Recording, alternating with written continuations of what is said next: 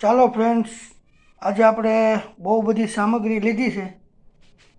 આજે આપણે ફરી એક નવો વિડીયો લઈને આવી ગયા છીએ. આજે આપણે દમાલું બનાવવાના છીએ. તો દમાલા માટે આપણે સૌપ્રથમ નાની બટેટી લઈ લીધી છે અને ટમેટાની આપણે પીસીને ગ્રેવી કરી છે અને એની અંદર આપણે એક ગાજર નાખ્યું છે. તો આ બધા આપણે મસાલા લીધા છે. આ ગાંઠિયાનો ભૂકો છે, શીંગનો ભૂકો, આદુ મરચાં, કાશ્મીરી મરચું, લાલ તીખું મરચું, હળદર, મીઠું, ધાણા જીરું, આખું જીરું વઘાર માટે, ગરમ મસાલો અને આપણે આ થોડા ખડા મસાલા લીધા છે. તેમાં તજ, બાદિયા, તમાલપત્ર, તલ અને કસ્તુરી મેથી, આટલી વસ્તુ આપણે લઈ લીધી છે. અને હવે આપણે દમાલું બનાવવા જઈ રહ્યા છીએ. તો દમાલું બનાવવા માટે સૌ પ્રથમ આપણે તેલ ગરમ કરવા મૂકી દીધું છે. આ બટેટાને આપણે તેલમાં ફ્રાય કરવાના છે. ચાલો ફ્રેન્ડ્સ, આપણું તેલ ગરમ થઈ ગયું છે. હવે મીડિયમ આંચ ઉપર આપણે આ બધી બટેટી એમાં ફ્રાય કરી લેવાની છે.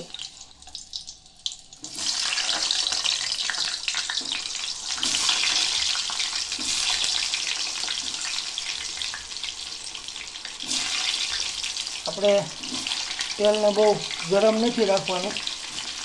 બટેટા આપણા ચડી જવા જોઈએ અને બહુ બટેટાનો કલર આપણે ચેન્જ નથી થવા દેવાનો. મીડિયમ ગોલ્ડન જેવા થશે ત્યાં સુધી આપણે એને તળી લેવાના છે. તો ફ્રેન્ડ્સ, આપણા બટાટા ઓલમોસ્ટ હવે તળાવા લાગ્યા છે. આપણે એને બરોબર કૂક કરી લેવાના છે. આપણા બટાટા ચડી જાય ત્યાં સુધી આપણે આવી જ રીતે એને એકદમ લો ફ્લેમ ઉપર રહેવા દેવાના છે, જેથી કરીને બટાટાનો કલર ચેન્જ નહીં થાય બહુ અને આપણા બટાટા સરસ ચડી જશે. જો ફ્રેન્ડ્સ, આપણા બટાટા એકદમ ફ્રાય થઈને રેડી છે. એકદમ હળવા થઈ જાય એટલે સમજી લેવાનું કે આપણા બટાટા તૈયાર છે. તો બટાટાને આપણે કાઢી લઈશું. તો એકદમ સરસ ફ્રાય થઈ ગયા છે, કલર બહુ ચેન્જ નથી થયો અને ચડી ગયા છે. બરાબર. ચાલો ફ્રેન્ડ્સ, હવે આપણે આપણા વઘારની તૈયારી થઈ ગઈ છે. તો એક પેનમાં આપણે તેલ લીધું છે ને એમાં જીરું સૌથી પહેલાં આપણે નાખીશું.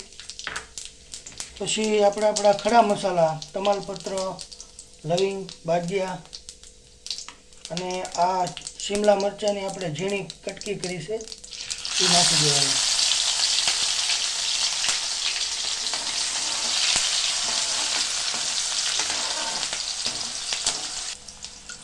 તો આપણા શિમલા મરચાં થોડા કૂક થઈ જાય ને એટલે આપણે પીસેલા આદુ મરચાં છે ને એ અંદર નાખી દેવાના છે.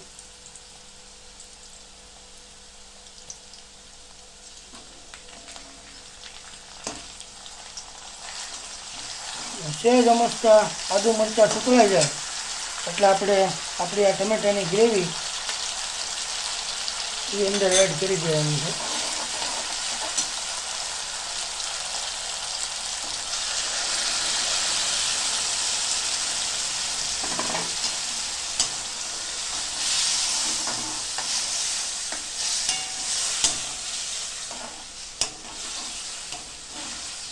બધું બરોબર મિક્સ થઈ ગયું છે. હવે થોડી વાર આપણે પાકવા દેવાની છે. થોડુંક આપણે એમાં પાણી એડ કરી દઈશું.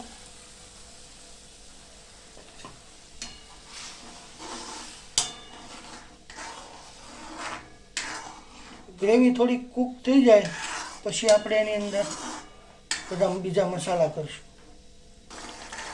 ચાલો, હવે આ સ્ટેજ ઉપર આપણે અંદર શીંગનો ભૂકો નાખી દેવાનો છે.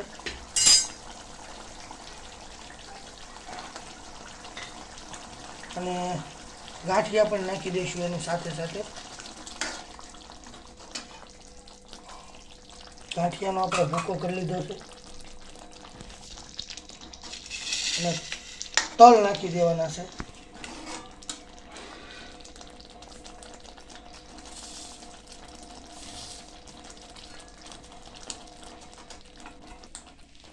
હવે જરૂર મુજબ એમાં આપણે પાછા પાણી નાખશું.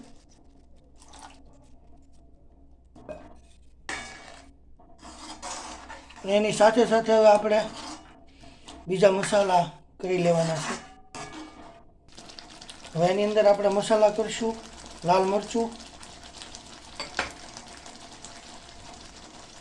હળદર, ધાણા જીરું,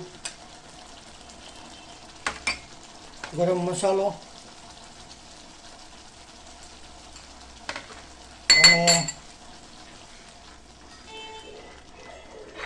થોડું કલર માટે આપણે એમાં શિમલા મરચું લેવાનું છે, કાશ્મીરી મરચું.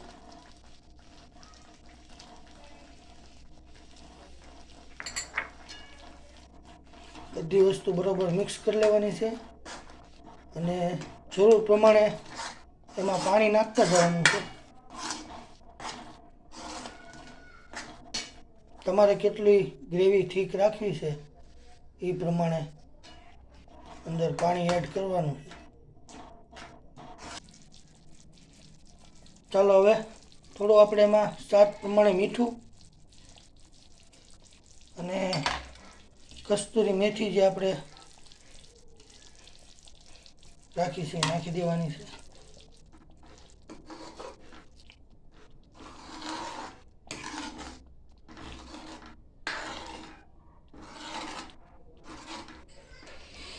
થોડીક કોથમીર નાખી દઈશું.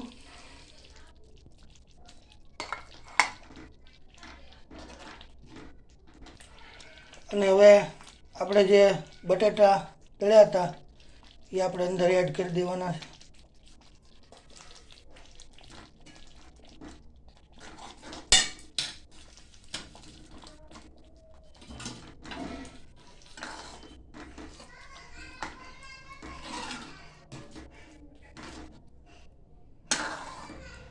હવે ફરી એને આપણે થોડી વાર કૂક કરી લઈશું એટલે એકદમ સરસ તેલ પણ બહાર આવી જશે.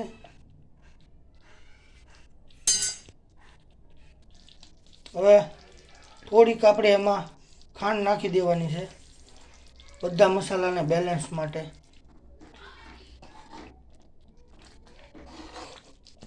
ચાલો ફ્રેન્ડ્સ, આપણું દમાલું ઓલમોસ્ટ રેડી છે. તમે જોઈ શકો છો તેલ આપણું બહાર આવી ગયું છે અને ગ્રેવી પણ સરસ પાકી ગઈ છે.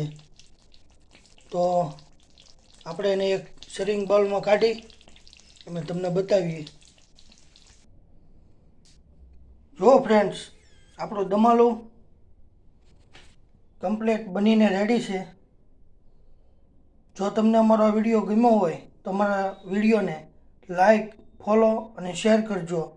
આવી નવી અવનવી વાનગી જોવા માટે અમારી ચેનલને સબસ્ક્રાઈબ કરજો. Thank you.